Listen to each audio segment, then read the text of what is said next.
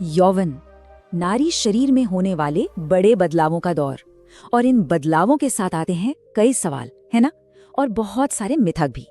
तो आज हम इन्हीं सब पर बात करेंगे।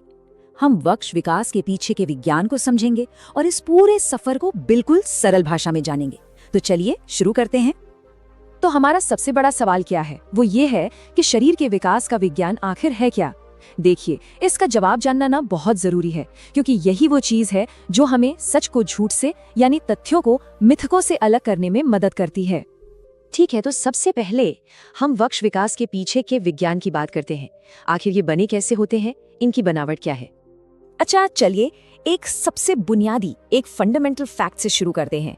और ये एक ऐसी बात है जो शायद कई लोगों को हैरान कर दे। देखिए, स्तन मांसपेशियों यानी मसल्स से नहीं बने होते, बिल्कुल नहीं।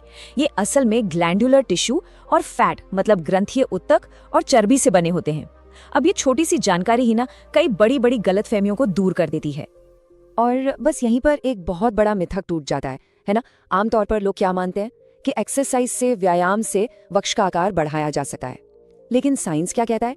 वो ये कि भाई, जब यहाँ मांसपेशी है ही नहीं तो व्यायाम का इसके साइज पर कोई सीधा असर हो ही नहीं सकता। बात इतनी सीधी है। तो चलिए, विज्ञान की बात तो हो गई। अब एक और बहुत ही जरूरी पहलू पर आते हैं, और वो है शारीरिक छवि और आत्म स्वीकृति। एक बात है जिसे समझना बहुत जरूरी है कि सुंदरता का ना किसी खास आकार या साइज से कोई लेना देना नहीं है, बिल्कुल नहीं। वक्ष का आकार छोटा होना सौंदर्य में कोई कमी नहीं लाता, और इसको लेकर चिंता करना, परेशान होना एक ऐसी भूल है जिससे बचना ही चाहिए। अब अगर कभी रूप बदलने का ख्याल मन में आता भी है तो कॉस्मेटिक सर्जरी को लेकर बहुत सावधान रहने की जरूरत है।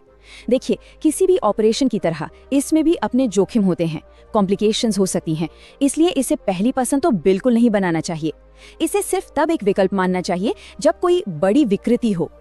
और सच कहूं तो इस पूरी बात का जो सार है ना, वो शायद इस एक लाइन में छिपा है। प्रकृति द्वारा दिए गए सुंदर शरीर को ज्यों का त्यों स्वीकार कर लेने में ही समझदारी है। ये आत्म स्वीकृति का कितना शक्तिशाली संदेश है ना? अच्छा, अब एक प्रैक्टिकल बात करते हैं जो आराम और स्वास्थ्य दोनों से जुड़ी है। एक सही फिटिंग वाली ब्रा पहनना बहुत फायदेमंद हो सकता है। ये सिर्फ सहारा ही नहीं देती या खिंचाव को नहीं रोकती, बल्कि मासिक चक्र के दौरान जो तकलीफ होती है ना, उसे कम करने में भी मदद कर सकती है। अब ये समझना भी बहुत जरूरी है कि वक्ष विकास कोई अकेली प्रक्रिया नहीं है। मतलब ये अपने आप में नहीं होता। ये तो यौवन के दौरान होने वाले कई बड़े बदलावों का सिर्फ एक हिस्सा है। तो देखिए, यौवन की ये जो यात्रा है ना, ये एक पूरी प्रक्रिया है। इसकी शुरुआत होती है स्तनों और बाहरी जननांगों के विकास से। फिर शरीर पर बाल उगने लगते हैं और एक खास तरह की शारीरिक गंध भी महसूस होने लगती है। त्वचा में भी बदलाव आते हैं। जहां एक तरफ चेहरे पर चमक आ सकती है, वहीं दूसरी तरफ कील मुहासों की समस्या भी शुरू हो सकती है। ये सारे बदलाव मिलकर धीरे धीरे शरीर को परिपक्वता की ओर ले जाते हैं। अच्छा, इस सफर का अगला और बहुत ही महत्वपूर्ण पड़ाव है मासिक चक्र का शुरू होना, और ये एक बहुत ही खास संकेत देता है। तो एक सामान्य टाइमलाइन क्या होती है? अक्सर ऐसा होता है कि वक्ष विकास शुरू होने के लगभग 2 साल बाद पहला मासिक धर्म होता है, जिसे रजस्वला कहते हैं। ये विकास की एक बिल्कुल 100% प्राकृतिक प्रक्रिया है। तो इस रजस्वला का असली मतलब क्या है? देखिए, ये शरीर के अंदर हो रहे बदलावों का एक सिग्नल है। इसका सीधा सा मतलब है कि जो भीतरी रिप्रोडक्टिव ऑर्गन्स हैं वो अब मैच्योर हो रहे हैं और अंडाशय ने अपना साइकिल वाला काम शुरू कर दिया है। तो ये बाहरी नहीं बल्कि आंतरिक परिपक्वता का एक सबूत है। और यहीं पर एक बहुत बहुत जरूरी बात समझने की है।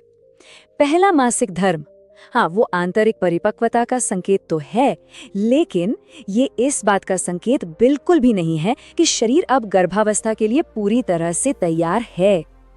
अगर हम पूरी तरह से वैज्ञानिक नजरिए से देखें तो इस कम उम्र में शरीर गर्भावस्था का भार उठाने के लिए तैयार नहीं होता। देखिए, प्रजनन क्षमता का शुरू हो जाना एक बात है, और शरीर का उस जिम्मेदारी के लिए पूरी तरह से परिपक्व होना वो बिल्कुल दूसरी बात है। और इस अंतर को समझना बहुत ही ज्यादा जरूरी है।